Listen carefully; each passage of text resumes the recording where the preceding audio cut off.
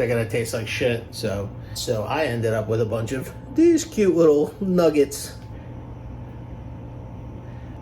What's up, guys? Chef Dave here, back with another video. And today we're gonna talk tomatoes. Not just any tomatoes, but we're gonna do something a little different. We're gonna talk green tomatoes. Get ready. There's a lot of reasons why you would use green tomatoes, or why you would have green tomatoes, I should say. One, your plant breaks. Happens. You know, you've got a windy day, you didn't tie it up right, your branch breaks, you end up with all these green tomatoes. What do? You can put them on the windowsill and hope they ripen. They're gonna taste like shit. So it's a moot point, right? End of the season, you know, when you're now not getting enough sun to ripen tomatoes, you end up with a lot of green tomatoes. And some people just like green tomatoes. Some people will cull their tomatoes so that the plant concentrates on growing larger tomatoes. All these things are a reason why you would have green tomatoes. Now you can do a lot of things with green tomatoes. Eating green tomatoes has gone way back in time. I mean, you talk about fried green tomatoes, right? That's a classic. Everybody knows that one. A lot of that comes from that utilization of, hey, we can't waste. We spent all this energy growing this thing, and it's not going to get ripe, so what do we do with it? I mean, listen, you bread and fry something and put some ranch or whatever on it. I mean, it's going to taste good no matter what, right? Fried ranch. Come on. Easy, right? Rufus Estes has a wonderful recipe for a green tomato soup, and this is back from, I think, the 1890s. Very interesting, very straightforward and simple. And I actually serve it chilled in the summer. It's delicious, absolutely delicious. It's great for like a warm fall day too. It's really, maybe we'll make one, we'll see. You can also eat them in salad form. And there is actually a Filipino dish that my roommate was telling me about that utilizes green tomatoes and anchovies.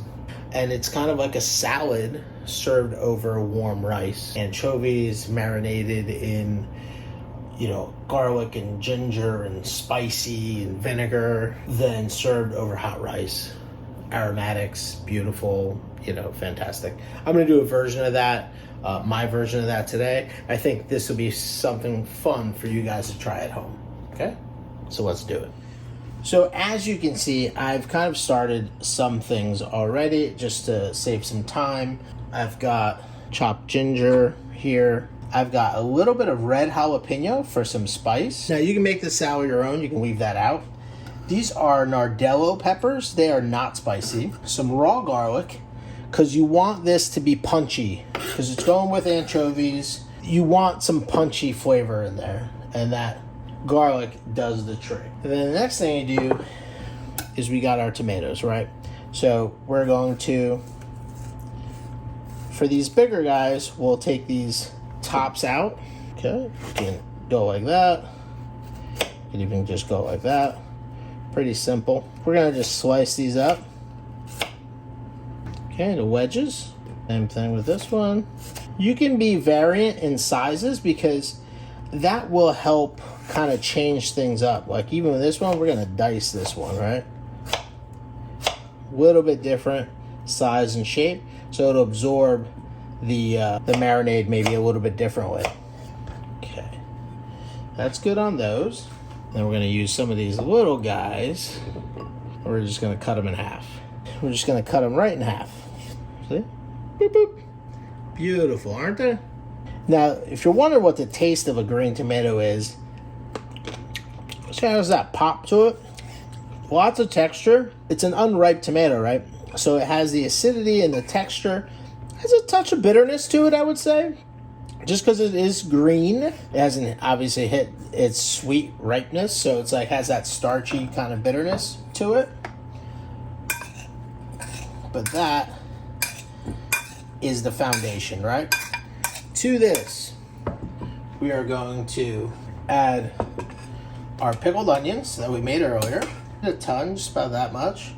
We're gonna add some of the pickling liquid. Always have the pickled onions on hand. You'll see a link to the video down the way.